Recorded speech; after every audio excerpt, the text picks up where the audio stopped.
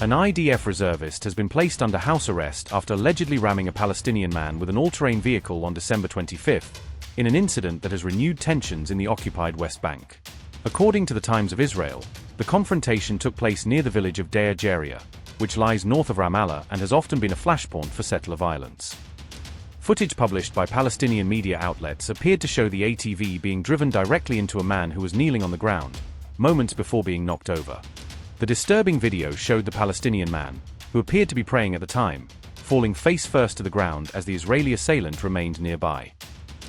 Eyewitnesses reported that the attacker, identified as an Israeli settler and IDF reservist, was seen yelling angrily and gesturing at the man, ordering him to leave the area as the assault took place.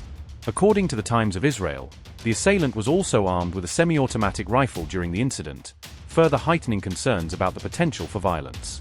Subsequently, the same individual was seen approaching a Palestinian taxi and shouting aggressively at the driver before turning away and leaving the scene shortly afterward.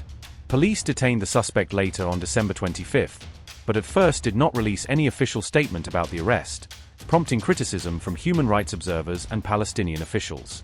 It was only after the assailant was formally placed under house arrest that Israeli police publicly confirmed his detention, adding that the case was now being handled by military authorities. The IDF later issued a statement confirming that the soldier's weapon had been confiscated pending the outcome of the inquiry and that all his operational privileges had been suspended.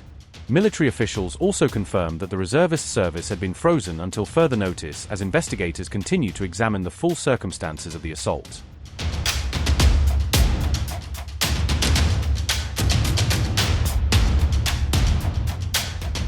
The incident came amid a wider political storm following the Israeli government's recent decision to approve the establishment of several new settlements in the occupied West Bank.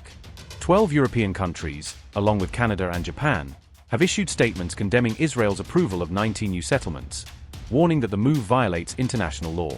According to CNN, Israeli settlements built in the occupied West Bank are considered illegal under international law, a position reaffirmed by many global powers.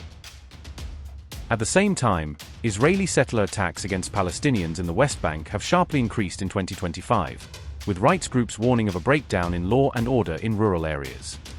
Data from the UN's Office for the Coordination of Humanitarian Affairs indicates that more than 230 Palestinians have been killed in the West Bank this year alone, marking one of the deadliest years in recent history.